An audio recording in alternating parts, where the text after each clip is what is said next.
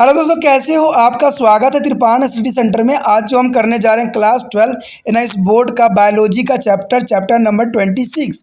ये चैप्टर जो है conservation and use of natural resource, जो कि काफ़ी इंपॉर्टेंट है। इसमें हम रिसोर्स के बारे में जानेंगे। ये चैप्टर जो है कई मानने में कई क्लासों के बच्चों के लिए बहुत ही महत्वपूर्ण है, चाहे वो 10वीं क्लास के हो, 11वीं हो, 12वीं हो। ठीक है, अगर उनके सिलेबस में ये conservation and use of natural resource है तो ये जो टॉपिक है बहुत ही इम्पोर्टेंट होगा। दोस्तों, आपको पता है कि त्रिपान सेंटर बच्चों के हेल्प के लिए सदैव ही अग्रसर रहा है, इसलिए हिंदी इंग्लिश दोनों माध्यम में एक्सप्लेन किया जाता है और साथ में आपको डिस्प्ले भी हिंदी इंग्लिश में होता है, जो कि आपके लिए अत्यंत महत्वपूर्ण होता है, अमृतुल्य होता है।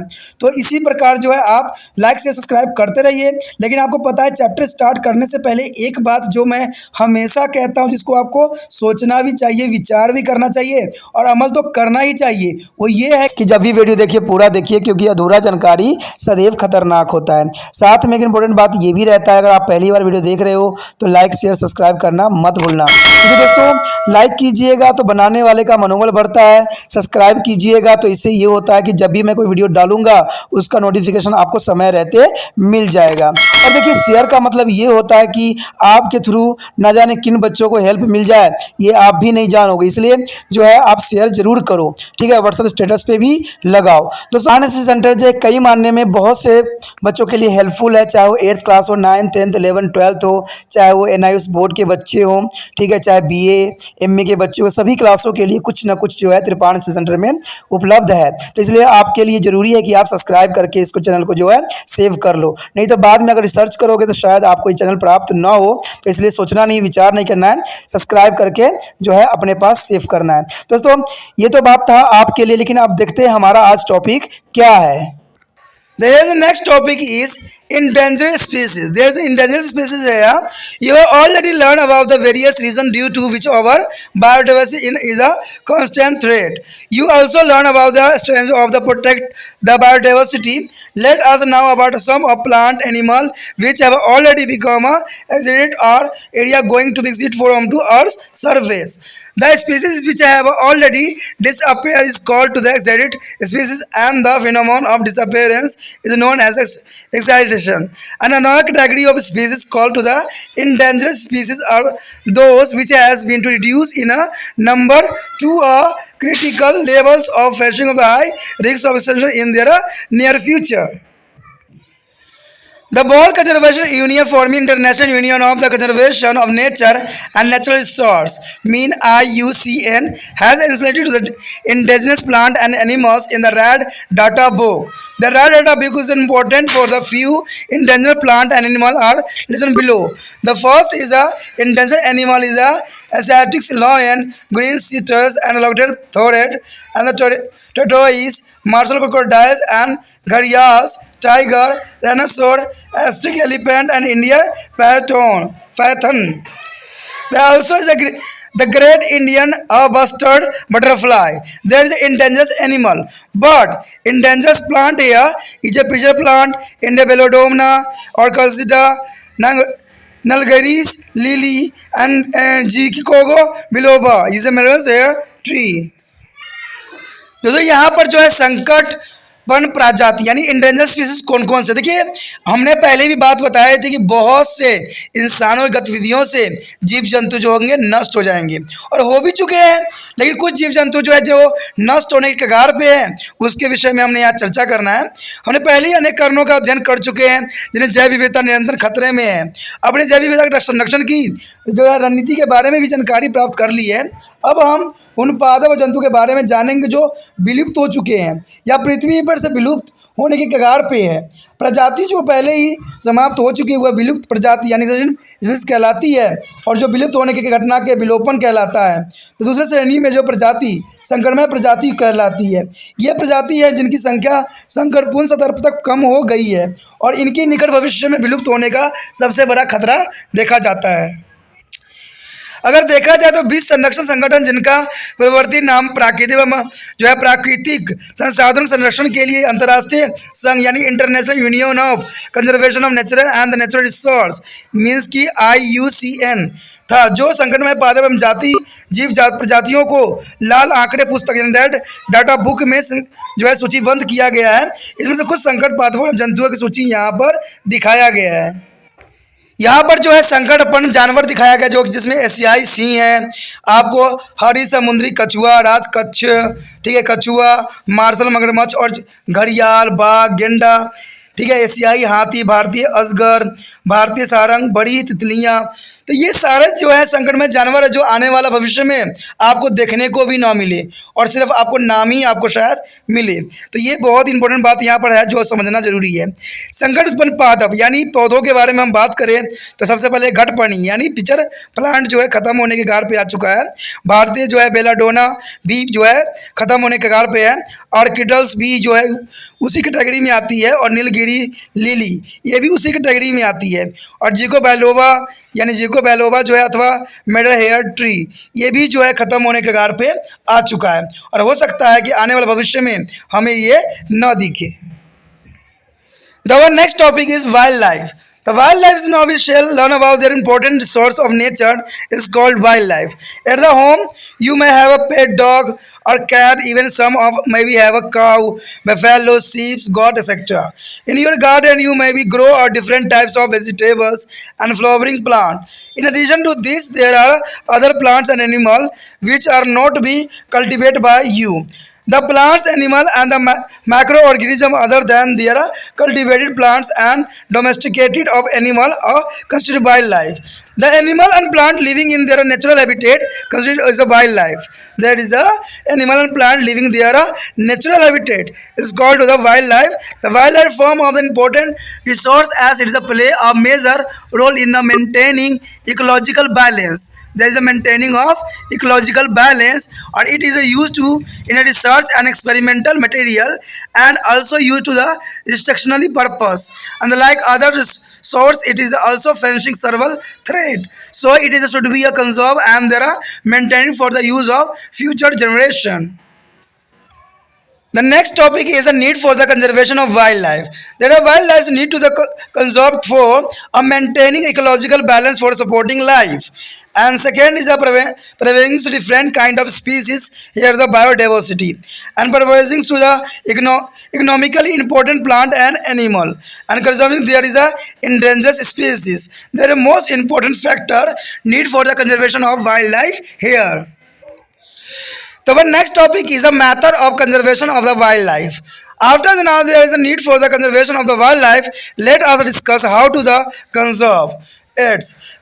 We cannot protect it by adopting a various mean like is establishing of the biosphere reserve, the national park and the sanctuaries, and the is the alterations and tree planting and program, and a special aim for the preservation of the threatened of species and improvement of natural habitat of wildlife. There is the most important method for conservation of the wildlife here.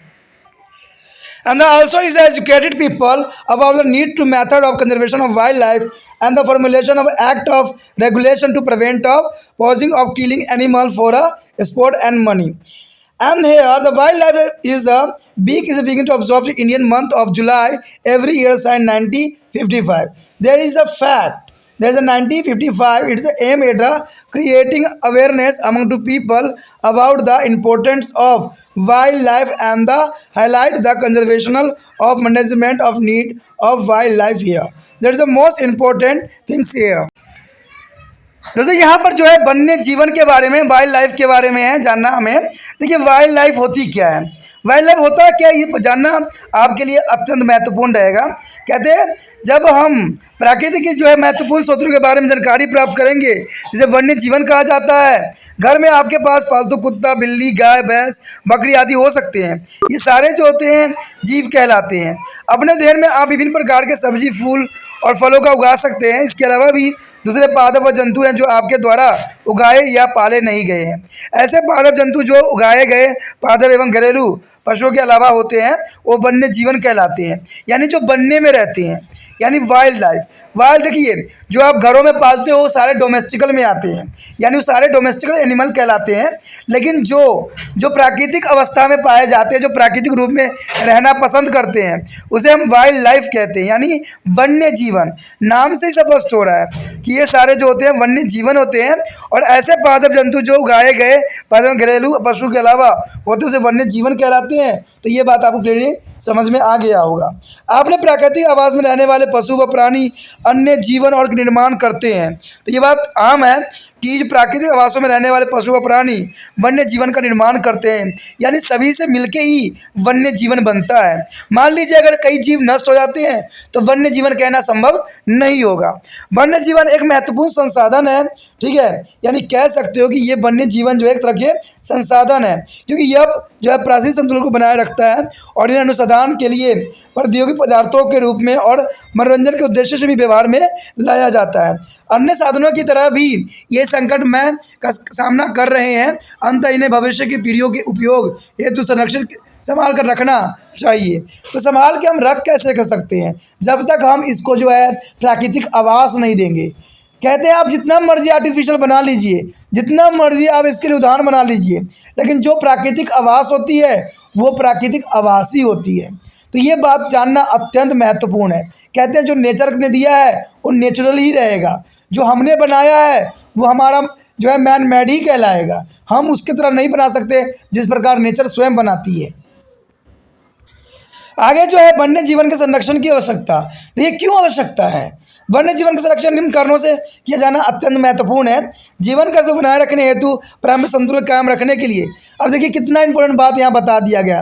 तभी तो मुझे अफसोस होती है कि सारी बातें किताबों में लिखी गई है, सारे जगहों पे लिखी गई है, लेकिन लोग उस पर अमल कर ही नहीं रहा। न सरकार अमल कर रहा है, न इंसान अमल कर रहा है, कोई अमल करने का नाम नहीं ले रहा। सिर्फ कुछ आवाज़ें उठाई जाती है तो सिर्फ वो लोग किताबी बातें बना के फाइल बना के रख देते हैं। अब यहाँ पर कितनी इंपॉर्टेंट बात बनाया गया है कि जीवन के हेतु बनाए रखने हेतु पारिस्थितिक संतुलन कायम करने के लिए ये वन्य जीवन अत्यंत महत्वपूर्ण है। तो हम नष्ट क्यों कर रहे हैं? जब इतना महत्वपूर्ण है तो क्यों कर रहे हैं हम नष्ट? कहते हैं विभिन्न प्रकार की प्रजातियां जैविक संरक्षण के लिए इंपॉर्टेंट है। देखिए ये भी बात इंपॉर्टेंट रखता है। आर्थिक रूप से महत्वपूर्ण पादप जंतुओं की सुरक्षा रखने के लिए होता है। आपको पता है कि कई जीव जंतु से जो है दवाइयाँ बनती है, और मान लीजिए वो जीव जंतु नष्ट हो जाते हैं तो क्या होगा? वो दवाई भी प्राप्त नहीं होगा। आपको पता है चाहे कितने तरह के सींग होते हैं, नाखून होते हैं, खुर होते हैं, यानी कितने तरह के आंतों में से जो है मेडिसिन इंसानों के लिए बनाई जाती है। अगर उस जीव के अस्तित्व ही खत्म हो जाए तो हम सोचिए कि क्या हमारा मेडिसिन बनेगा और क्या हम जीवित हम स्वयं रह पाएंगे? तो ये संभव नहीं हो पाएगा। कहते हैं क्योंकि ये आर्थिक दृष्टि से भी बहुत महत्वपूर्ण होते हैं, ठीक है, संकट उत्पन्न प्रजाति के संरक्षण के लिए बहुत ज़रूरी है। तो देखिए बहुत से जीव जंतु जो है नष्ट हो गए हैं और कितने जो है नष्ट होने के कगार पे हैं। तो हो सकता है आने वाला समय में ये भी नष्ट हो जाए, तो इसको संरक्षण करना अत्यंत महत्वपूर्ण है। तो इसलिए कहा गया कि वन्य जीवन संरक्षण की आवश्यकता है और ये होनी भी चाहिए। आगे है वन्य जीवन संरक्षण की विधियाँ। कौन कौन सी तरीका है जिससे हम इसको संभाल सकते हैं? कहते हैं वन्य जीवन संरक्षण की व्यवस्था के बारे में जानकारी प्राप्त करने के पश्चात अब हम उनके संरक्षण के विषय में जानकारी प्राप्त करेंगे। इन्हें हम कई तरीकों से जो है संरक्षित रख सकते हैं। तो कौन कौन से तरीके हैं आइए देखते हैं। सबसे पहली बात तो यही आता है कि जैव मंडल आरक्षित क्षेत्र जैसे राष्ट्रीय उद्यानों को अभयारण्यों की स्थापना करें। देखिए यहाँ पर बात बताई गई है सिंपल वर्ड में कि जो मतलब आरक्षित क्षेत्र है उनको कड़ाई से जो है रूल रेगुलेशन को पालन करना चाहिए। लेकिन मुझे लगता नहीं कि रूल रेगुलेशन पालन होती है, क्योंकि बहुत से जीव जंतु जो है हाल ही समय में नष्ट हुए हैं। अगर आप इसके गूगल पर रिसर्च करोगे तो आपको समझ में आएगी और देखने को भी मिलेगा कि कई प्रजाति का जो समय काल है, जो संकट हुई है, संकटमय ग्रस्त में गई है, वो यही 5-6 साल के अंतर्गत ही है। कहते हैं वन रोपण पादप रोपण कार्यक्रम द्वारा, यानी वन रोपण, देखिए वन लगाना, कहते हैं एक वन होने में जो है कई महीने कई साल लग जाते हैं। यानी एक पेड़ आप तो फटाक से काट देते हो मशीनों से, जो कि 15-20 मिनट लगता है, लेकिन अगर एक पेड़ को बड़ा होने में कम से कम 10 साल लग जाता है। तो आप अगर अभी कोशिश करोगे तो हो सकता है कि 10 साल के बाद जो है वन बने, वन्य जीवन बने। तो ये संभव बहुत मुश्किल कार्य है, बहुत दुर्गम कार्य है। कहते हैं तो दुर्गम कार्य, लेकिन किया जा सकता है। क्या पता आज के कार्य किया हुआ फ्यूचर के लिए एक अमृत तुल्य बने। तो ये बातें बहुत इंपॉर्टेंट यहाँ पर रखता है कि हम अगर वन्य रोपण करें या वन्य रोपण कार्यक्रम स्टार्ट करें तो हो सकता है कि इन वन्य जीवन की संरक्षण किया जा सकता है, इनको संभाला जा सकता है। संकट उत्पन्न प्रजातियों के संरक्षण के लिए विशेष योजना द्वारा, अब देखिए योजना की बात आई है तो सरकार की तरफ से न जाने कितनी योजना बनाई गई है, लेकिन कहते हैं ना कि सरकार कितना कुछ करेगी, क्या हर जगह जाकर थोड़ी देख सकती है। कहते हैं सरकार तो इतना काम काजू है, कितना व्यस्त है कि उनको तो अपने विभाग में जाने के लिए अमावस्या और पूर्णिमा का इंतजार करना पड़ता है, और जैसे वो जाते हैं वैसे न्यूज़ में ब्रेकिंग न्यूज़ आ जाता है कि मंत्री जी अपने विभाग में जाके जो है सभी कर्मचारियों का सुध लिए। तो देखिए कितना ये मंत्री लोग व्यस्त होते हैं जिनको अपने विभाग में जाने के लिए अमावस्या पूर्णिमा की आवश्यकता होती है, तो वो कैसे करेंगे। कहते हैं संकट प्रजातियों के संरक्षण के लिए विशेष योजना तो हर जगह बनती है, योजना कहाँ नहीं है। एक बार आप अगर नेट पर सर्च मार के देखो कि वन्य जीवन के संरक्षण के लिए कितनी योजना बनाई गई है, एक लंबा चौड़ा आपको पेज खुल जाएगा जिसमें बहुत सी बातें दिखाई जाए। कहते हैं अगर देखा जाए वन्य जीवन के प्राकृतिक आवास में सुधार करके, देखिए वन्य जीवन की प्राकृतिक आवास को आप सुधार कैसे करोगे। आप तो आए दिन पेड़ पौधों काटते चले जा रहे हो, तो वो जो है नेचुरल रूप में नहीं बन पाएगा। कहते हैं वन्य जीवन के प्राकृतिक आवासों में सुधार करके, देखिए दोस्तों यहाँ पर बात तो बहुत इंपॉर्टेंट बताई गई कि वन्य जीवन के प्राकृतिक आवासों में सुधार करके क्या ये संभव है कि जो प्राकृतिक रूप से बना हुआ है उसको क्या आप सुधारिएगा। अगर आप पेड़ पौधे ही काटना बंद कर दीजिएगा, वहाँ पर कई तरह के इंस्ट्रक्शन लगा दीजिएगा, तो वो तो खुद ही सुधर जाएगा। तो सरकार इन पे जो है रूल रेगुलेशन बना रखी है, सुधारने का हर तरीका बना रखा है, हर जगह कानून बनी है, लेकिन फिर भी न जाने ये धड़ल्ले से ऐसा काम क्यों हो रहा है कि प्राकृतिक चीज़ों को नष्ट किया जा रहा है। तो ये बात यहाँ पर जो है कुछ हद तक झूठा साबित हो रहा है कि वन्य जीवन के प्राकृतिक आवासों में सुधार करके, सुधार तो बहुत कुछ क्या करोगे आप। कहते हैं आप अगर आर्टिफिशियल कुछ बना के देते हो तो क्या ये सही रहेगा। कहते हैं जीव जंतु भी प्राकृतिक में रहना पसंद करती है, उनके जो हैबिटेट बने होते हैं, जो उनके आश्रय बने होते हैं, वो उसी में जीवन यापन करना चाहते हैं। आप वहाँ उनके लिए घर बना दोगे तो घर में नहीं रह सकते। तो यही बात सरकार को भी सोचना चाहिए कि जितना हो सके इनके लिए जो है वहाँ पर एक कानून, लेकिन वो कानून नहीं, सख्त से सख्त कानून, जिसमें कोई भी जीव जंतु और कोई भी पेड़ पौधों को नुकसान होता है तो उसके लिए सख्त से सख्त कार्रवाई करने की आवश्यकता है। आगे की बात जो है लोगों को वन्य जीवन की आवश्यकता एवं संरक्षण की विधियों के विषय में जानकारी देकर, देखिए ये बात तो बहुत इंपॉर्टेंट है क्योंकि ये बात मैं भी जानता हूँ, जब तक लोगों को समझदार नहीं बनेंगे, लोग जब तक इस पर जागरूक नहीं होंगे, वन्य जीवन का संरक्षण करना संभव नहीं है। क्योंकि कहते हैं ना जितना मर्जी सरकार रूल रेगुलेशन बना ले, जब तक नागरिक नहीं समझते हैं, जब तक, क्योंकि जो व्यक्ति जिसके साथ रहता है उनको समझने की ज़रूरत है। अगर वो व्यक्ति समझ जाते हैं तो हमारे वन्य जीवन की जो है संरक्षण भी किया जा सकता है। इसलिए हर एक व्यक्ति को इसके लिए जागरूक करने की आवश्यकता है। और ये जागरूक होगा कैसे, जब आप लोग चाहोगे। आप लोग कहते हैं ना कि कभी कभी इसमें जो मैं बात बता रहा हूँ ये जान के भी आप लोग हैरान होंगे कि हमने कितने बातों पे डिस्कस किया है और क्या क्या इसमें हमने सोल्यूशन करने की कोशिश किया है। अगर ये बात सभी व्यक्तियों और बच्चों को पता लगे तो शायद वो जो है वाइल्ड लाइफ को संरक्षण करने में अपना महत्वपूर्ण योगदान दे सकते हैं। अगला पॉइंट जो है शिकार एवं धन के लिए वन्य जीवों की हत्या के विरुद्ध अधिनियम का कानून बनाकर, देखिए ये बात कहीं मानने में जो है खेल मुझे लग रहा है कि शिकार व धन के लिए जो है वन्य जीवों की हत्या के विरुद्ध अधिनियम एवं कानून बनाना। देखिए ये आपको भी लग रहा होगा कि बहुत ही ये अजीब सी बात है, क्योंकि आपको पता ही होगा कि हमारे जो है वन्य जीवन में ये कब के बन चुके हैं, लेकिन इसको लागू कभी नहीं हुआ, ना इस पर कई कड़ी से कड़ी जो है रिएक्शन देखने को मिला। क्योंकि यहाँ पर तो जो है कहते हैं बड़े लोगों के शौक बन गया है कि धन के लिए और अपने शौक के लिए जो है शिकार करते हैं। अगर आप कहते हैं भारत सरकार के अगर फाइल को उठाकर देख लो, ठीक है, जिसमें बहुत सारे ऐसे केस होंगे जो वन्य जीवन की हत्या के ऊपर लगाए गए हैं, लेकिन इन केसों का कुछ भी नहीं हुआ।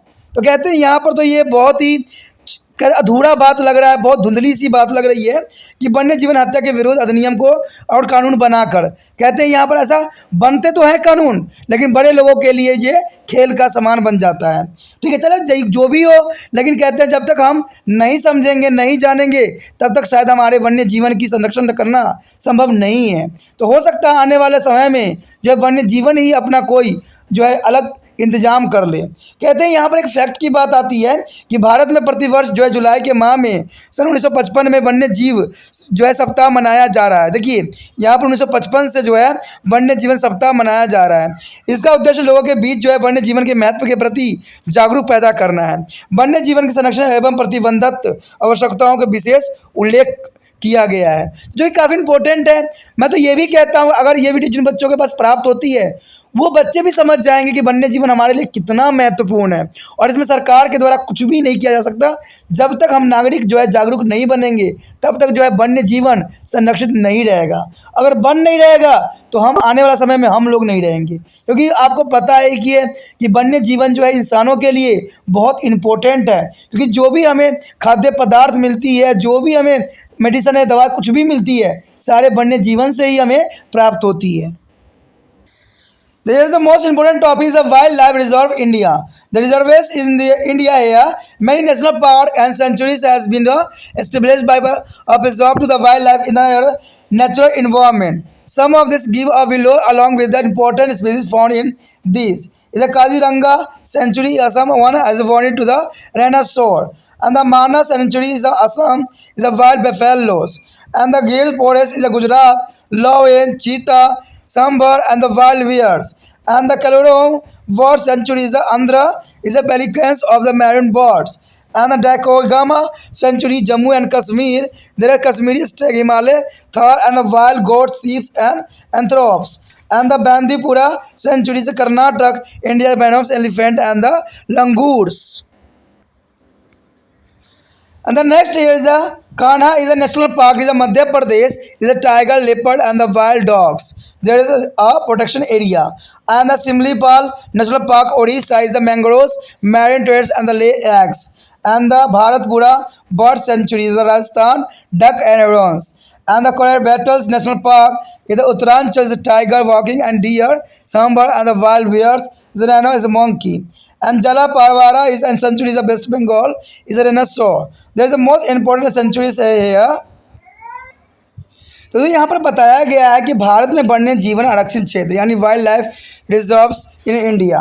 कहते हैं वन्य जीवन उनके प्राकृतिक पर्यावरण को सुरक्षित रखने के लिए कई राष्ट्रीय पार्कों का अभिवर्णों की जो है स्थापना की गई है। इन बहुत से जो है पार्क बनाई गई है, ठीक है। इनमें से कुछ जो है निम्न उनमें पाए जाने वाले प्रजातियों के साथ दिए जा रहे हैं। यहाँ पर सबसे पहले जो है काजीरंगा अभयारण्य यानी असम में है, एक सिंगी वाला गेंडा के लिए ये काफ़ी संरक्षित क्षेत्र बनाया गया है। उसके बाद है मानस अभयारण्य यानी असम में जो है जंगली भैंस के लिए ये आरक्षित किया गया है। और गिर वन जो है गुजरात में है, जहाँ पर सीता, चीतल, सांभर, जंगली भालू इनके लिए संरक्षण किया गया है। केलामेरू पक्षी अभयारण्य आंध्र प्रदेश में जो है पेल्किन और अन्य समुद्री पक्षियों के लिए ये संरक्षित किया गया है। उसका डचीगामा अभयारण्य यानी जम्मू और कश्मीर में है, जहाँ पर कश्मीरी बारहसिंगे, जगह हिमालय तेरह और जंगली बकरियाँ, भेड़, हिरन के लिए ये संरक्षित किया गया है, ठीक है। उसके बाद है बदीपुर अभयारण्य कर्नाटक, जो भारतीय ग्वाल यानी वाइसन जो है हाथी लंगूर के लिए ये संरक्षित किया गया है। उसके बाद है पेरियार अभयारण्य केरल में है, ये हाथी, बकरिंग, हिरन और संभार के लिए ये क्षेत्र जो है संरक्षण किया गया है। कन्ना राष्ट्रीय उद्यान जो है मध्य प्रदेश में जो बहुत बड़ा है, ये बाघे, तेंदुआ और जंगली कुत्ते के लिए ये संरक्षित किया गया है। उसका सिमिलीपाल राष्ट्रीय उद्यान पक्षियों और मोगरा प्रधान अंडे देने वाले समुद्री कछुआ के लिए ये जो है संरक्षित किया गया है। भरतपुर पक्षी अभयारण्य यानी राजस्थान में जो है बत्तख और बगुला के लिए ये संरक्षण कराने का एक उद्यान है। कहते हैं काबिल राष्ट्रीय उद्यान यानी उत्तराखंड में जो है बाघ, बरकिंगा, हिरन और सांबर, जंगली भालू, रीछ आदि के लिए ये बनाया गया है। अगर देखा जाए जलपूरा पारा में अभयारण्य पश्चिमी बंगाल में गेंडा के लिए संरक्षण किया गया है। Next is the agency and dealing with the conservation of wildlife.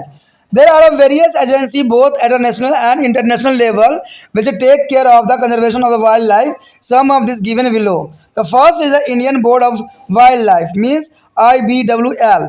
It advises state government as wildlife protection, and second is the Constitution of India include of forest and wildlife protection, and third is the World is a World Wildlife Fund of the Nature is meant WWF. It is an international organization and the formed in the year is in 1961 and it is engaged to the protection of the wildlife.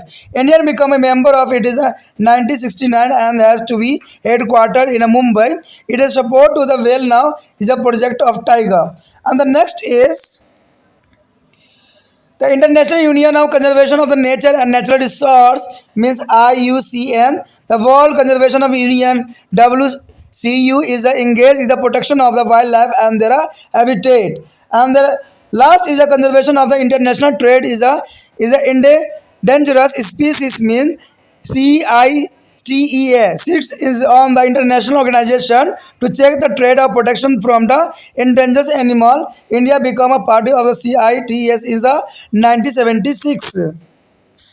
And there is a regulation of the conservation. The various acts the law has been passed in the Indian Constitution is a conservation of natural resource and some of them are here. The Environmental Protection Act is in 1986 and the Forest Conservation Act is in 1980 and National Forest is a policy in 1988 and Wildlife Protection Act in 1972 and amendment in the 1991. There is the most important regulation of the conservation of wildlife.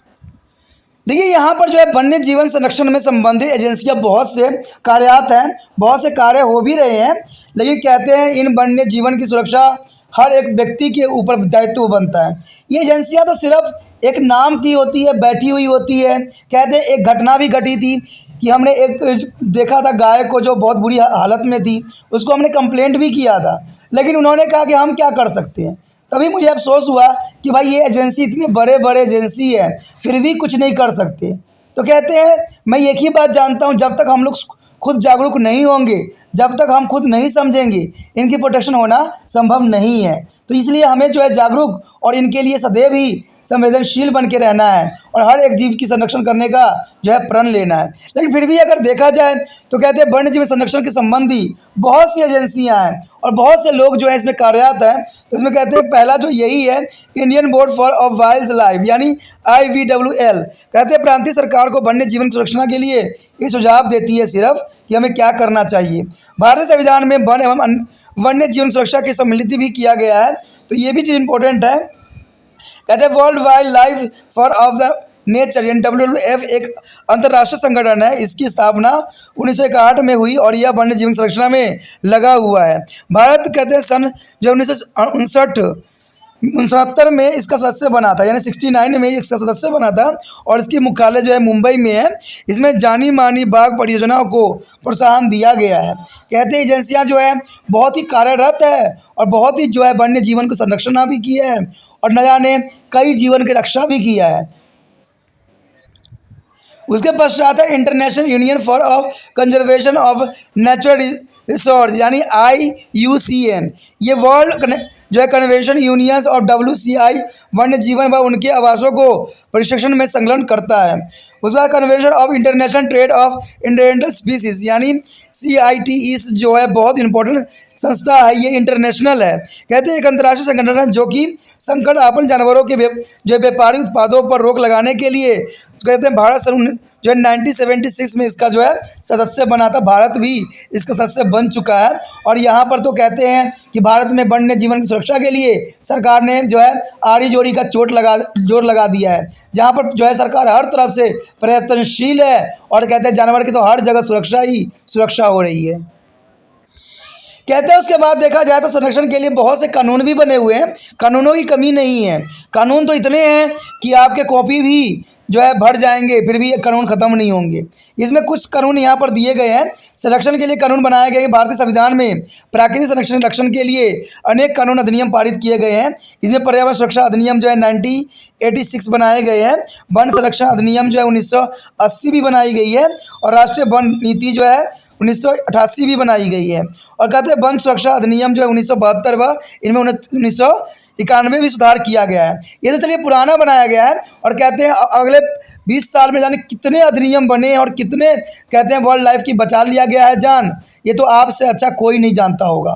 तो ये सारे बातें देखिए, मैं सिर्फ इतना ही कहना चाहता हूँ कि ये सारी बातें जो होती सिर्फ अधिनियम बनाई जाती है और इसके बड़े बड़े विभाग बना दिया जाता है, जहाँ पर बहुत से लोग कार्यरत होते हैं और उन्हीं पशु और पक्षियों पर जो है दुनिया से पैसे इकट्ठे करती है और अपना ही जेब भरती है, लेकिन इनके जीवन के लिए, संरक्षण के लिए कोई कदम नहीं उठाई जाती।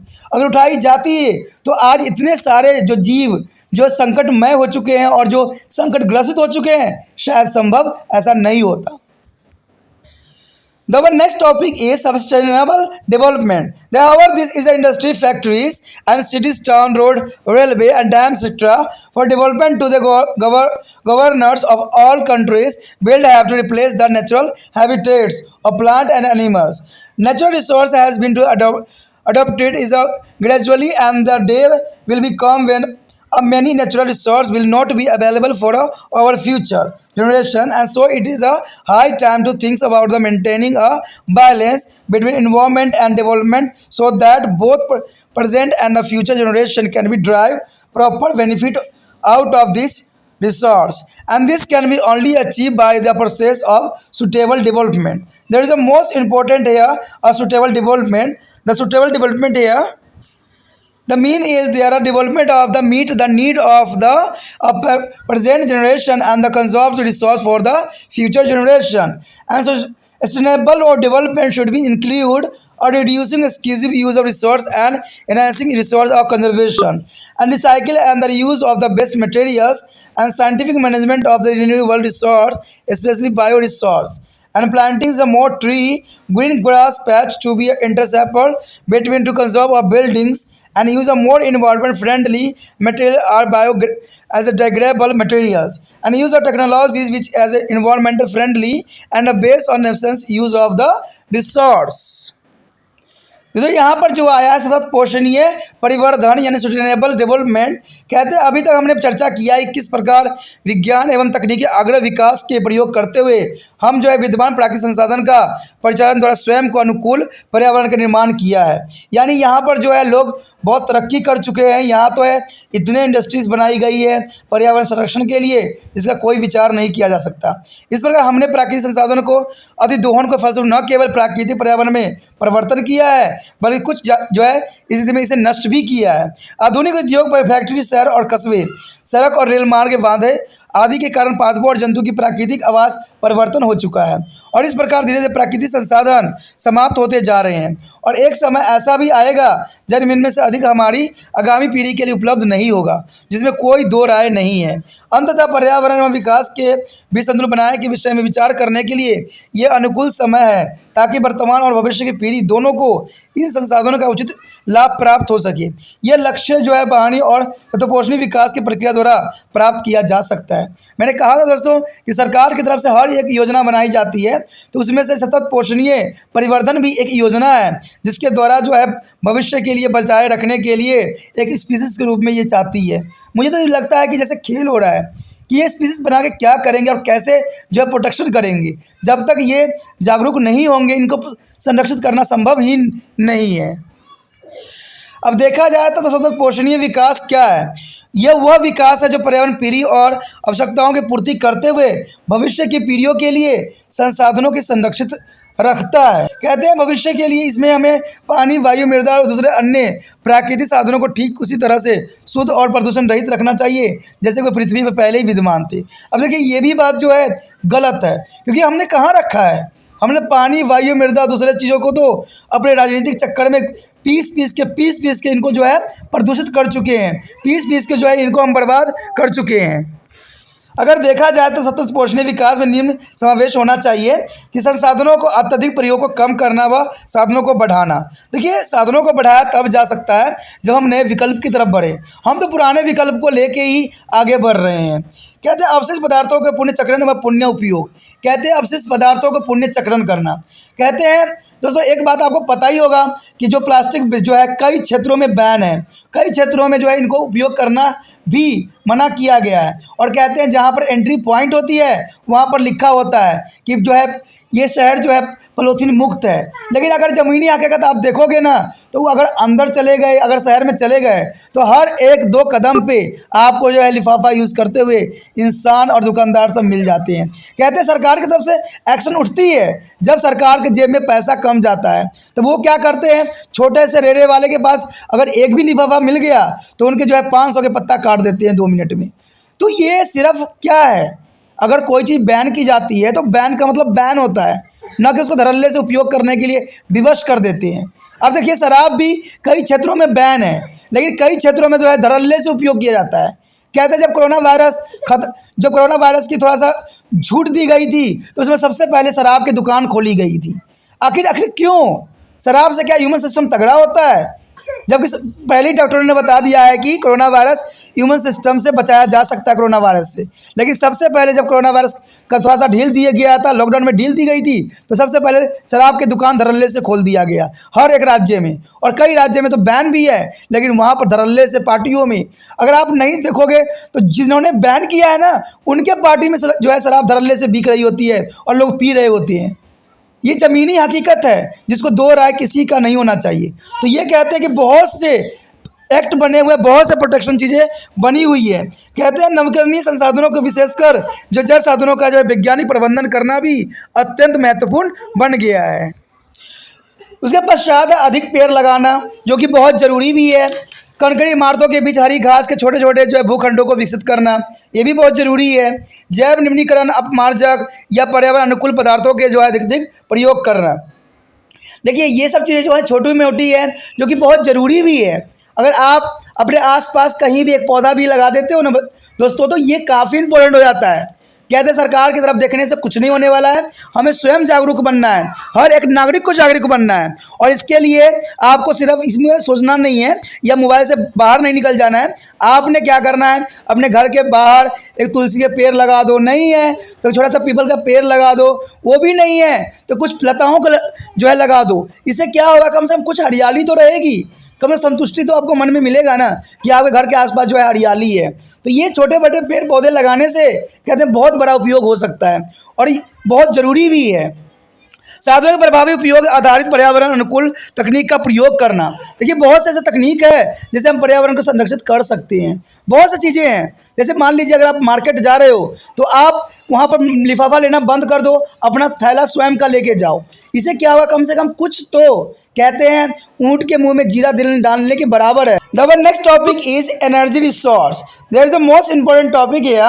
We have already has been using different form of energy obtained from the various source of our daily activity like a cooking, heating and plumbing, transportations and lighting, etc. For example, the heat energy required for the cooking purpose is obtained from a firewoods and kerosene, oil, coal, electricity and the cooking gas is a LPG. LPG is a liquefied petroleum gas. There is a LPG liquefied petroleum gas here, and we use animal powder, house, block, etc. for transportation and for running manner or mechanical device like the Parisians, wheels and the aeration of the running and coals and for the excited to the oil from a oil seeds. The different form of this energy are obtained from the various source. We will be discuss about them details and the first types of energy source here. The types of energy source, there are two main category of energy source. First is a conventional source of energy, which are easily available and has been is a use for the long time. And second is a non-conventional resource of energy that are other than to the usually are that are different from those of common practice. There is a here a summarize is a both about category energy resource. The various type of energy source here. Here is the conventional energy and non-conventional energy here. The first conventional non-conventional energy is a mostly fossil fuel is a found under to the ground. There is a mostly non-fossil fuels see above the ground, and their solar energy, hydro energy, wind energy, nuclear energy, hydrogen energy is a geothermal energy and biogas. There is a non-conservation of energy. Example here is a conventional non-renewable energy is a coal, oil and natural gas. and the other side, the conventional renewable energy is a firewood, cattle dungs, and farm vegetable base and wood is a coal, etc. There is a conventional source of energy. The conventional source of energy has been to the use since the same time. The most important among them are the fossil fuel. There fossil fuel here. The fossil fuels are the fossil fuels remaining of plant and animal which over million of year has been transported into the coal and petroleum product and natural gas. There is the most important is the coal. Coal is the most abundant fossil fuel. It's a widely used of combustion of the cookings and the industrial activity. And there are different types of coal product such as the coal gas, coal tar, benzene, toluene, etc., which are the used for the various purpose. And next is the oil and the natural gas are formed from the plant and animal which one land in their tropical seas. And the oil is a petroleum is the source of countless and product. Apart from a petrol, diesel and other fuel is a petroleum products include a lubricant, waxes, solvents, dye, etc. The petroleum reserves are supposed to last to another 100 years or so. And the next is the natural gas. The natural gas is often found with the petroleum, the gas mainly containing of methylene, methanes. Apart from to the serving and the fuel is the server industry. It is a beginning increasing use of domestic fuel in many countries, including India. United States of America is the largest producer as well as a consumer of national is a natural gas. And nowadays is the big cities and the town it is a begin supplied through the pipeline which is called to the piped natural gas mean PNP. Then natural gas also use a fossil run of the vehicles is known as the compressed natural gas means CNG. It is accepted as the economically and the less polluted fuel in for transport. There is a liquefied petroleum gas, means LPG is a common cooking gas used in Indian homes. It is a mixture of the propane and the butane gas are kept under pressure in the liquid form. But they are born to the gaseous form. This gas is made available for a specific container and domestic as well as industrial use. It is a byproduct of petroleum refinerings. उसके पश्चात हमारे समक्ष है ऊर्जा संसाधन। देखिए ऊर्जा संसाधन भी बहुत इंपॉर्टेंट है। हम अनेकों स्रोत से प्राप्त विभिन्न प्रकार की ऊर्जा स्रोतों का अपने दैनिक क्रियाकलापों जैसे कि खाना पकाना, काम करने, खेत जोतने, यातायात, प्रकाश करने आदि के लिए उपयोग करते रहे हैं। उदाहरण के लिए पकाने के उद्देश्य के लिए हम ऊर्जा के लिए लकड़ी, केरोसिन तेल, कोयला, विद्युत एवं कुकिंग गैस, द्रव्य पेट्रोलियम गैस यानी एलपीजी, लिक्विड पेट्रोलियम गैस भी प्राप्त होता है। हम पशु जो है शक्ति, घोड़ा, बैल आदि का भी प्रयोग यातायात के सिंचाई और छोटे यांत्रिक उपकरणों के चलाने के लिए, जैसे खेती के लिए रहट यानी वेल्स चलाने के लिए, फिर तौलिए बीजों से तेल निकालने के लिए, कहू चलाने के लिए करते हैं, जो कि बहुत काफ़ी इंपॉर्टेंट भी था। कहते हैं ये जो है जो हम कहते हैं बैल हो, घोड़ा हो, कई मायने में इम्पोर्टेंट थे, लेकिन शायद इसके भी इम्पोर्टेंस आज के समय में ख़त्म हो गया है। अलग अलग प्रकार की ये ऊर्जाएं अलग अलग स्रोतों से प्राप्त होती है। हम इसका विस्तार से जानेंगे और जानेंगे कितने प्रकार के जो है ऊर्जा के संसाधन है। अगर देखा जाए तो ऊर्जा के स्रोत जो है दो प्रकार के होते हैं। एक होते हैं परंपरागत ऊर्जा स्रोत यानी कन्वेंशन सोर्स ऑफ एनर्जी। ये आसानी से उपलब्ध होते हैं और लंबे समय से प्रयोग में लाए जा रहे हैं। दूसरा जो है अपरंपरागत ऊर्जा स्रोत, कहते हैं गैर परंपरागत ऊर्जा स्रोत में जैसे non conventional source of energy. ये सामान्य रूप से व्यवहार में लाए जाने वाले ऊर्जा के अतिरिक्त स्रोत हैं। अब यहाँ पर हमारे समक्ष जो है विभिन्न प्रकार के ऊर्जा के स्रोत के बारे में हम चर्चा करेंगे और जानेंगे कि ये सोर्स कैसे प्राप्त होती है। देखिए यहाँ पर एक टेबल है जिसमें परंपरागत और नवकरणीय ऊर्जा दिखाया गया है और परंपरागत नवीकरणीय ऊर्जा और गैर परंपरागत ऊर्जा के स्रोत। अगर देखा जाए परंपरागत और नवीकरणीय ऊर्जा के स्रोत देखा जाए तो अधिकांश जीवाश्म ईंधन भूमि के भीतर पाए जाते हैं, उदाहरण कोयला, तेल, प्राकृतिक गैस आदि। और परंपरागत नवीकरणीय ऊर्जा देखा जाए तो ये भूमि के ऊपर अजीवाश्म ईंधन के रूप में पाए जाते हैं, उदाहरण के लिए लकड़ी, गोबर, कृषि, वनस्पतिक अवशिष्ट, लकड़ी का कोयला आदि। अगर गैर परंपरागत ऊर्जा के स्रोत में देखा जाए तो इसमें सौर ऊर्जा आ जाता है, जलीय ऊर्जा आ जाता है, पवन ऊर्जा, नाभिकीय ऊर्जा, हाइड्रोजन ऊर्जा, भूमतापीय ऊर्जा और भी बहुत है जो कि बहुत काफ़ी इंपॉर्टेंट यहाँ रखता है। यहाँ पर सबसे पहले आता है परंपरागत ऊर्जा के स्रोत। पहले हम पारंपरिक ऊर्जा स्रोतों की चर्चा करते हैं। इसका उपयोग प्राचीन काल से ही होता आ रहा है। उनमें बहुत से सबसे महत्वपूर्ण स्रोत जो है जीवाश्म ईंधन है। अंत हम जीवाश्म ईंधन के विषय में विस्तृत रूप से जानकारी प्राप्त करेंगे। तो सबसे पहले हमारे पास आता है फॉसिल फ्यूल यानी जीवाश्म ईंधन। कहते हैं जीवाश्म ईंधन पादपों एवं जंतुओं के जीवाश्मिक अवशेष है जो लाखों वर्ष में कोयला और पेट्रोलियम उत्पाद के प्राकृतिक गैस में रूपांतरित हुए हैं। लेकिन दोस्तों कहते हैं जीवाश्म ईंधन को बनने में लाखों करोड़ों साल लगा था। कहते हैं लाखों करोड़ों साल, आपने डायनासोर के बारे में जाना ही होगा। कहते हैं अगर मान लीजिए उसी प्रकार के जीव जंतु रहे हों और किसी कारणवश वो मर गए तो उनके बॉडी में जो होता है तेल होता था, और ये तेल जो है धीरे धीरे अपघटित होके कोई जो है पेट्रोलियम और तेल के रूप में कन्वर्ट हो गया, जिसको हम आज जो है आश्वन विधि द्वारा विभिन्न तापों पे जो है इनको अलग अलग फॉर्म में करते हैं। कहते हैं अगर कच्चा तेल जो है नॉर्मली होती है उसमें ही पेट्रोल, उसी में डीजल, उसी में केरोसिन और उसमें कोलतार प्रेजेंट होता है, तो इसको आश्वन विधि द्वारा जो है हम अलग अलग करते हैं। लेकिन इसको बनने में लाखों करोड़ों साल लग गया। पादप में भी ऐसे ही हुआ। मान लीजिए कि कहते हैं कि बहुत जल्दी आग लग जाता है बनों में, तो हो सकता है उस समय भी बनों में आग लगा हो और सारे वन जल के राख हो गए हो। तो जब वन जल जाते हैं और अध जला वन जो होती है और लाखों साल धरती के अंदर दब जाती है, तो इसमें जब प्रेशर पड़ता है तो ये कोयला के रूप में जो है कन्वर्ट हो जाता है, यानी ये कठोर हो जाता है और ये जो है बंजर बन जाती है। तो इसको बनने में लाखों करोड़ों साल लगा है। अब देखिए जिस प्रकार से हम इन चीज़ों का इस्तेमाल कर रहे हैं और ये अपने ख़त्म होने के कगार पे आ गया है, तो आप कैसे इसको बना सकते हो, सोचने वाली बात है। इसको बनने में जब लाखों करोड़ों साल लग जाते हैं तो लाखों करोड़ों साल हम कैसे इसको संरक्षित करेंगे और कैसे इसको बचा के रखेंगे, शायद ये संभव नहीं है। आगे है कोयला। तो क्या कोयला जो है सबसे प्राचीन जीवाश्म ईंधन है। यह पकाने व औद्योगिक गतिविधियों में दहन के लिए प्रयुक्त होती है। कोयले के अनेक उत्पाद हैं जैसे कोयला गैस, कोल तार, बेंजीन, टाइगलिन्स आदि अनेक कार्य के लिए ये उपयोग किया जाता है। उसके पश्चात है तेल एवं प्राकृतिक गैस। देखिए ऑयल और नेचुरल गैस जो होती है उन पादपों व जंतुओं से बनती है जो किसी समय उष्णकटिबंधीय समुद्र में रहते थे। तेल या पेट्रोलियम अनियमित उत्पादों के स्रोत रहे जैसे पेट्रोलियम, डीजल, अन्य ईंधनों के अलावा पेट्रोलियम उत्पादों में स्नेक यानी लुब्रिकेंट, मोम, विलायक, रजक, डाई आदि भी आते हैं। पेट्रोलियम भंडार आगामी करीब कहते हैं 100 वर्षों या कुछ अधिक समय तक चल पाएंगे, उसके बाद ये सदैव के लिए ख़त्म हो जाएंगे। कहते हैं कि प्राकृतिक गैस अक्सर पेट्रोलियम के साथ पाई जाती है। इस गैस में मुख्यतः मीथेन पाई जाती है। विविध उद्योगों में ईंधन के रूप में प्रयोग होने के साथ साथ भारत सहित अनेक देशों में घरेलू ईंधन के रूप में भी इसका उपयोग बढ़ता ही जा रहा है। संयुक्त राष्ट्र अमेरिका प्राकृतिक गैस का सबसे बड़ा उत्पादक देश होने के साथ साथ सबसे बड़ा उपभोक्ता देश भी है। अब देखिए अमेरिका जो है ये सबसे अधिक उत्पादक भी करता है और सबसे अधिक उपभोग भी करता है, तभी तो यहाँ के जो कहते हैं विश्व में अमेरिका सबसे ऊपर बना पड़ा है। आजकल बड़े शहरों और कस्बों में गैस पाइपलाइनें द्वारा भेजी जा रही है जिसे CNG यानी पाइप नेचुरल गैस यानी पाइप नेचुरल गैस के नाम से जाना जाता है।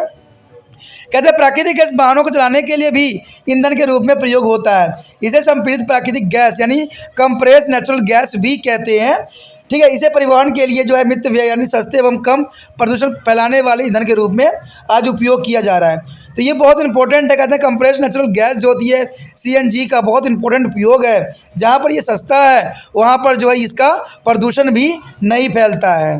कहते हैं द्रव्य पेट्रोलियम गैस जो भारतीय घरों में सामान्य उपयोग किया जाने वाला खाना पकाने की गैस है। यह प्रोपेन और ब्यूटेन गैसों का मिश्रण है, यानी प्रोपेन CH4 का जो है ये मिश्रण है।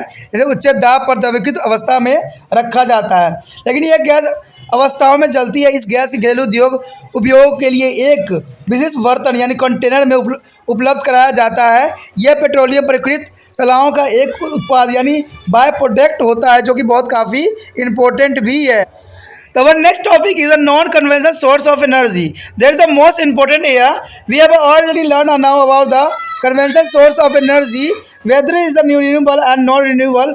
Coal is oil, and which are the fast depleting and will be not be last long. There were great utilize of the non-conventional source of energy. The solar, winds, hydro, as a geothermal, etc. will be have to be used. The first is a solar energy. The solar energy is the ultimate source of all energy on the earth. The fire-burning coals, oil, or the natural gas are the product of the plant and other organism which has used solar energy for the synthesis of organic molecules during to photosynthesis. And even today it will be turn out to be the most important answer to the problem of energy aspect of nuclear energy. The solar energy has been flowing advantage here. The first of all is it is abounded, it is a everlasting and is available to almost everywhere and is a free from political barriers. That is the most important here. And the various technology is which is the solar energy can be and the being utilized as a flowing here. There is a solar cooker, solar hot water system, and solar is a dryers used for the dryings as a crops yards, and solar air is a heaters and the solar columns. They are the most important technology. There is solar energy here, and there is a solar utilization and system and solar barriers here. They had also hydro energy here.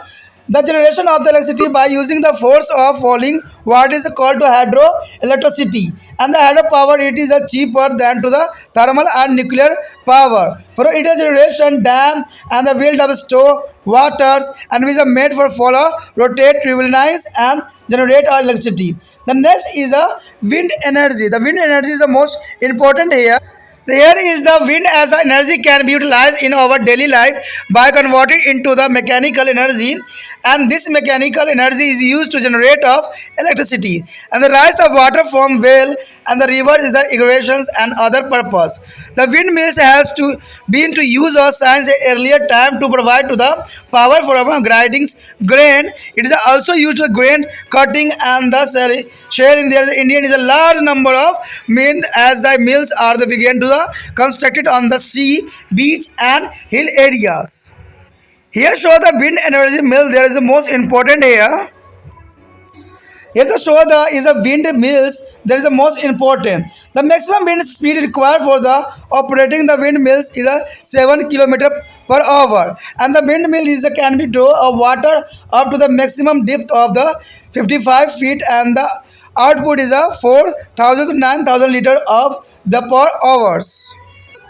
There is the next is a tide energy. A tide energy is the one that is produced by the making the use of water movement from to the high tide to be low tide. The oceans, wave and tides can be made to turn to the turbine and there generate the electricity.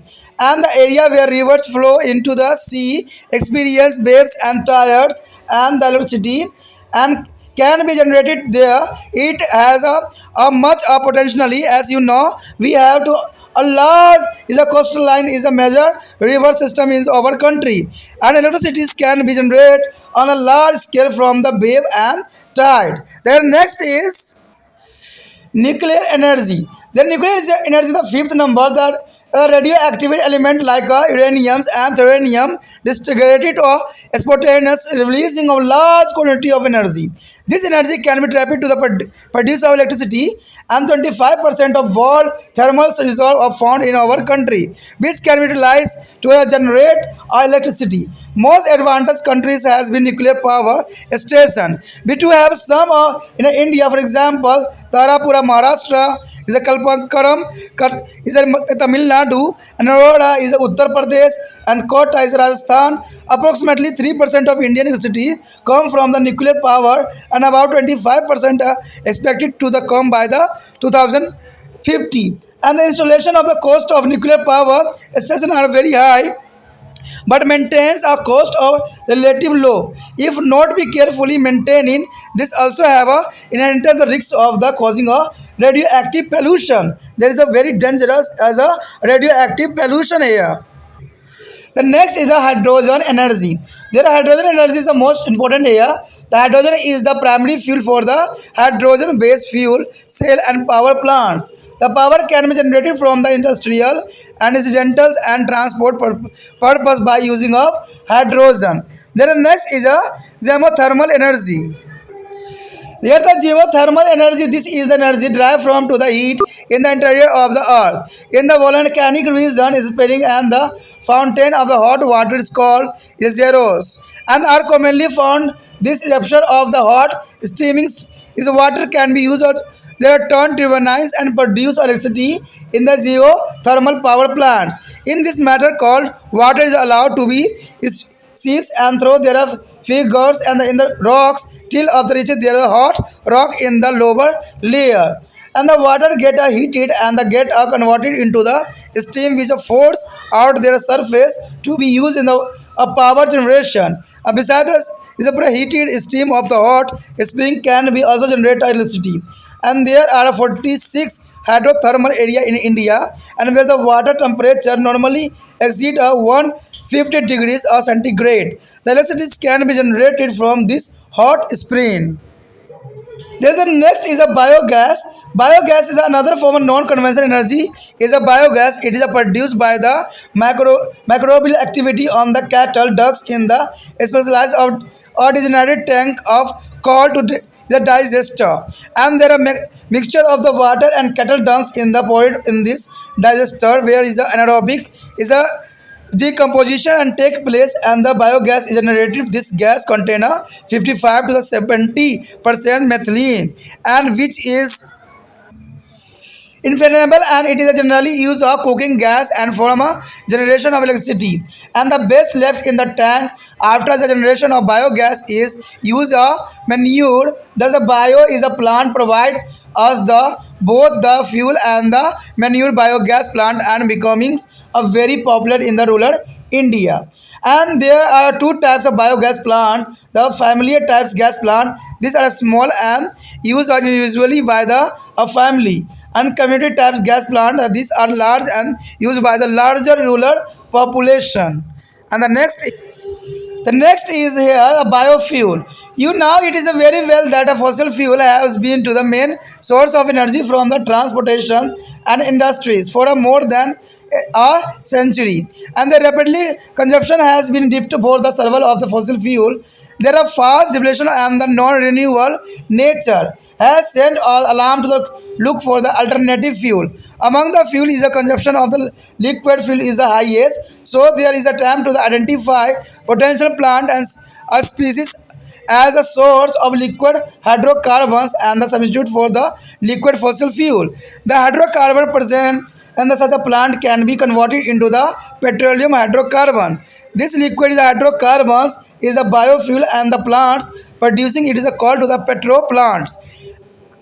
And the plant species is a Jatapora is a Coryphus is the most is a suitable ones. Which yards a biodiesels, the Indian Oil is a corporation for the carrying out of experimental for preparation of the biodiesels for the various is a vegetable oil extract from to the rice, brown, plum, and carajia and the sunflower, etc.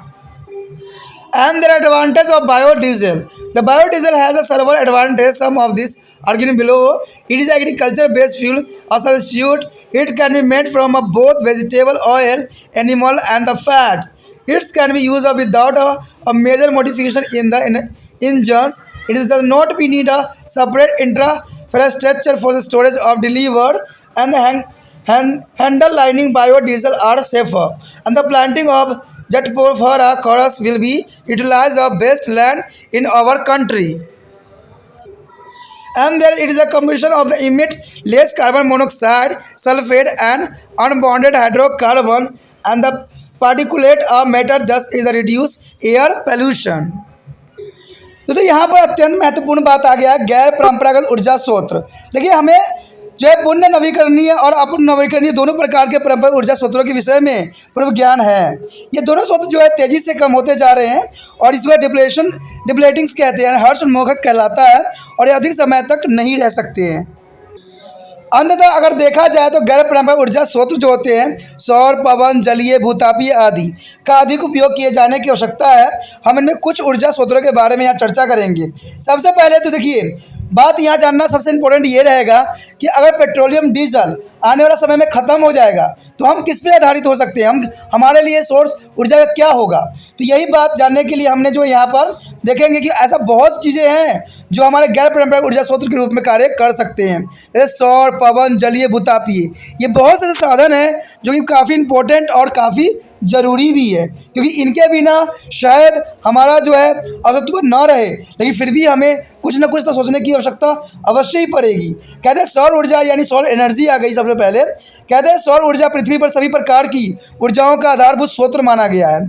लकड़ी, कोयला, तेल या प्राकृतिक gas पादप या अन्य जीवों में उत्पाद है जिन्होंने कभी और सौर ऊर्जा को जो है प्रकाश संश्लेषण की क्रियाओं के दौरान कार्बनिक अणुओं के निर्माण में उपयोग किया गया था। आज भी यह नाभिकीय ऊर्जा के अलावा अन्य ऊर्जा समस्याओं के समाधान का महत्वपूर्ण विकल्प हो सकता है। और सौर ऊर्जा के कुछ लाभ भी हैं जो यहाँ दिया गया है। देखिए, सबसे पहली बात तो यही आती है कि यह प्रचुर मात्रा में उपलब्ध है, यह सदैव चलने वाली है, यानी ख़त्म कभी भी नहीं हो सकती। यह लगभग सभी स्थानों पर उपलब्ध है, यह राजनीतिक बाधाओं से मुक्त है, यहाँ पर राजनीतिक भी नहीं की जा सकती।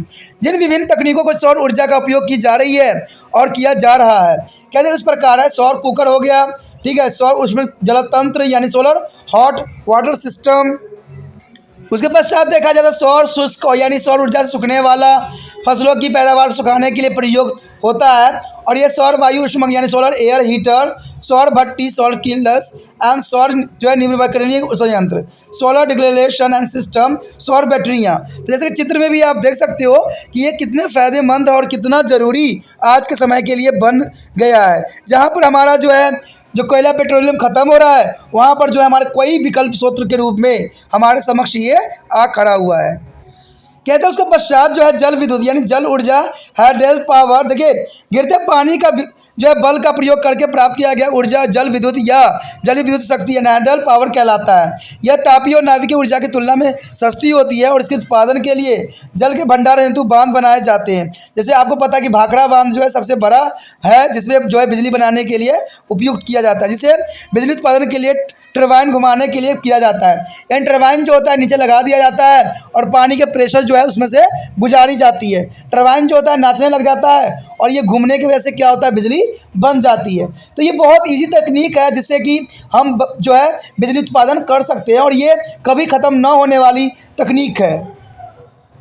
उसके बाद पश्चात जो है ऊर्जा का सबसे जो इम्पोर्टेंट साधन है वह है पवन ऊर्जा। देखिए, विंड एनर्जी जो है कई मायने में इम्पोर्टेंट है। पवन को ऊर्जा के रूप में यांत्रिक ऊर्जा में परिवर्तन करके हमारे दैनिक जीवन में प्रयोग किया जा सकता है। इस यांत्रिक ऊर्जा को विद्युत उत्पादन में, कुओं और नदियों में सिंचाई के लिए, जल निकालने के लिए उपयोग में लाया जा सकता है। कहते पवन चक्कियों का प्रयोग काफ़ी पहले से ही अनाज पीसने के लिए आवश्यक शक्ति के स्रोत के रूप में किया जाता रहा है। इसे फसल कटाई व छिलक अलग करने के लिए भी, छिलका अलग करने के लिए भी इसका उपयोग किया जाता है।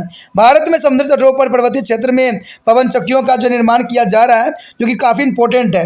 आप सोचते होंगे कि पवन चक्की होती कैसी है, तो वो डायग्राम में देख के आप समझ सकते हो कि पवन चक्की जो है बहुत ही सरल और जो है बहुत ही इम्पोर्टेंट है। यहाँ पर आपको पवन चक्की के चित्र दिख रहा होगा, ये सिंपल है। इसको सिर्फ विंड जो होती है घुमाती है और इसकी वजह से जो है मिल में जो है आटे भी पीसे जा सकते हैं और इसे बिजली भी बनाना बहुत ही सरल हो जाता है। कहते हैं अगर देखा जाए तो एक पवन चक्की को चलने के लिए न्यूनतम वायु वेग जो होता है 7 किलोमीटर घंटा होना चाहिए।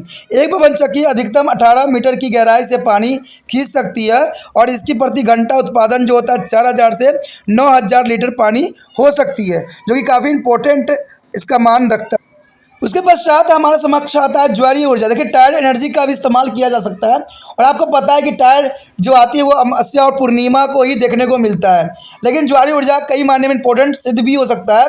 ज्वारीय ऊर्जा वह ऊर्जा है जिसका उत्पादन दीर्घ यानी ज्वार के दौरान पानी की गति का उपयोग करके किया जा सकता है। समुद्री लहरों व ज्वार की सहायता से एक टरबाइन को घुमाकर बिजली जो है विद्युत उत्पादन किया जा सकता है। इसमें जो टाइट उठती है तो उसमें क्या होता है, उसके समीप जो होती है टरबाइन लगा दी जाती है, जिससे बिजली उसमें से पानी गुजरेगा और जो है उससे पंखा घूमेगा और इससे बिजली बनेगी। तो ये बहुत काफ़ी इंपॉर्टेंट तकनीक है। ऐसे क्षेत्र जहाँ पर नदियाँ समुद्र में गिरती है वहाँ पर तरंगों का ज्वार भाट का निर्माण होता है और वहाँ पर विद्युत उत्पादन किया भी जा सकता है।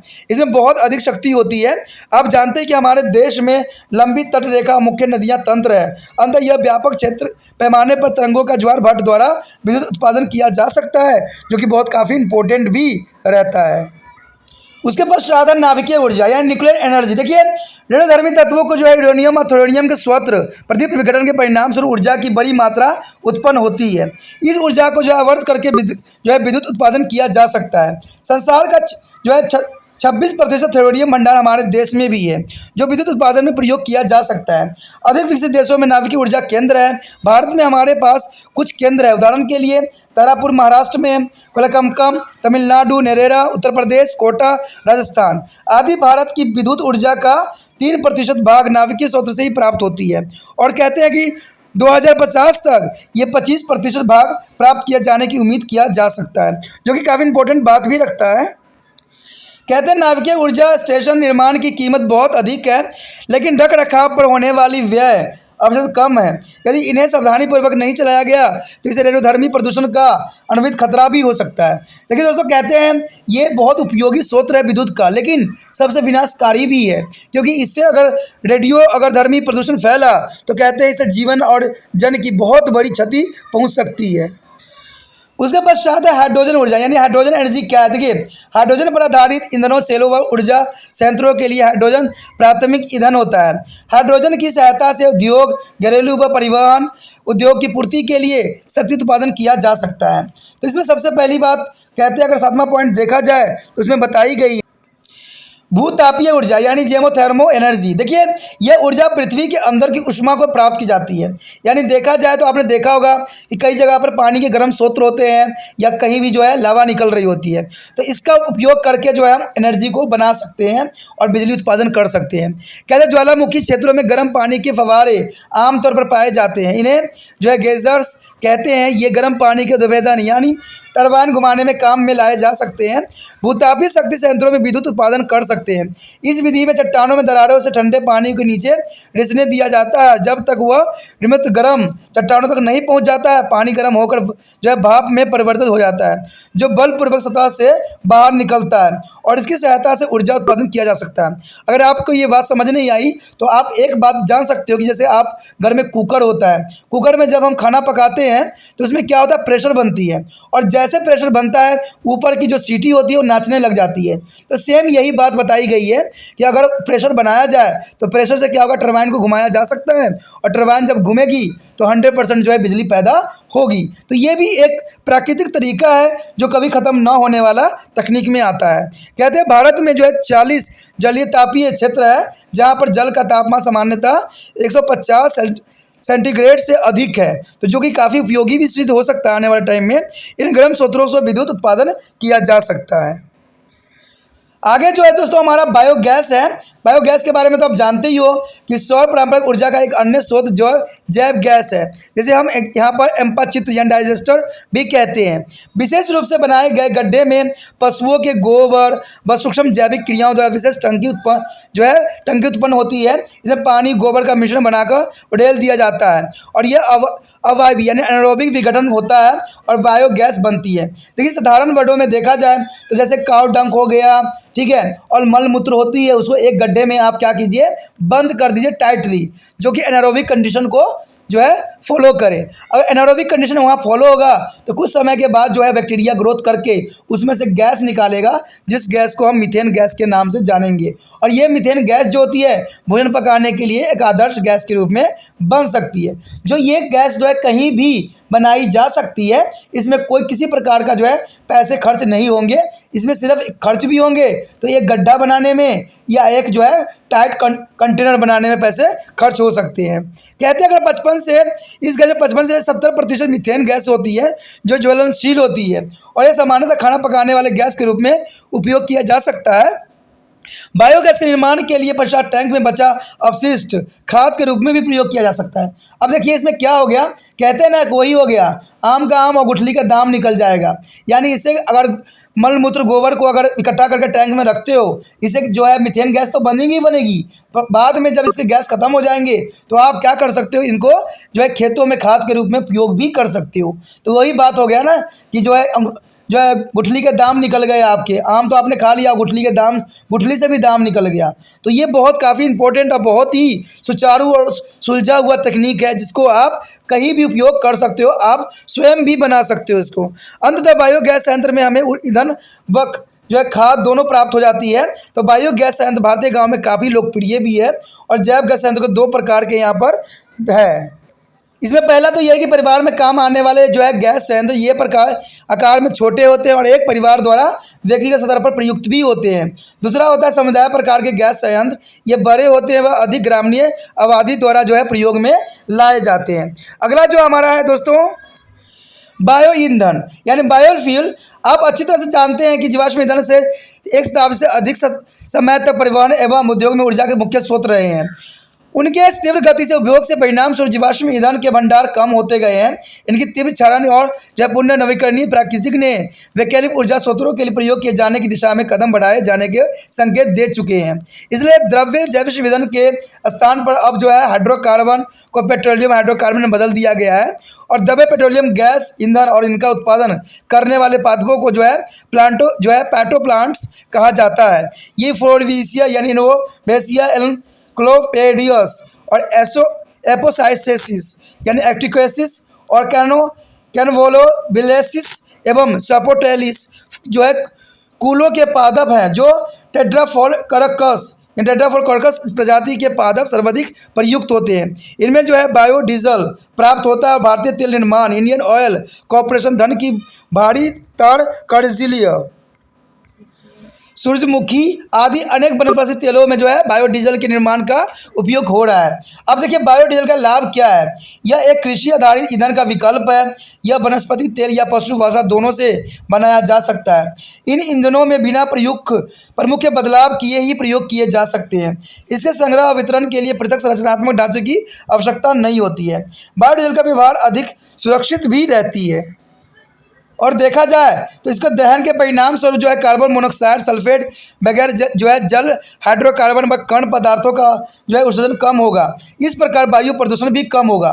तो ये सारे जो हैं बहुत ही सुचारू और सुलझी हुई तकनीक है जिससे हम जो है पर्यावरण को प्रदूषण से बचा भी सकते हैं और हमारे जो है ईंधन के स्रोत भी खत्म नहीं हो सकते।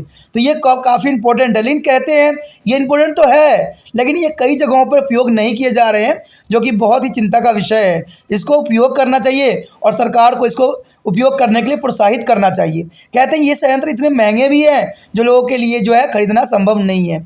अब देखिए यहाँ पर अगर लिया जाए सौर पैनलों की बात किया जाए तो सौर पैनल हर एक व्यक्ति लगाना चाहता है क्योंकि ये धूप से जो है यहाँ घर की सारी जो है इंस्ट्रूमेंट चलती है। लेकिन ये इतने महंगे हैं कि शायद जो है आम बंदों के लिए इसको इंस्टॉल करना काफ़ी महंगा साबित होता है। तो लोग भी इससे पीछे हट रहे हैं। तो सरकार को चाहिए कि जो चीज़ प्राकृतिक के फेवर में है और नेचुरल है उसको कॉस्ट भी कम हो और जो है इसको लोगों को लगाने के लिए प्रोत्साहित भी किया जाए। तो ये काफ़ी इम्पोर्टेंट होता है और ये पर्यावरण के लिए हितैषी के रूप में कार्य कर सकता है।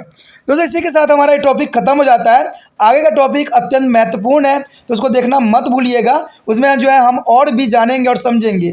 आप इसी तरह त्रिपाठी सेंटर को लाइक शेयर सब्सक्राइब करते रहिए। और एक काम जो आपको नहीं भूलना है वो ये है कि यूट्यूब पे जो आपको शेयर का लिंक होगा उसको दबाना है और व्हाट्सएप स्टेटस पे जो है कॉपी करके पेस्ट कर देना है।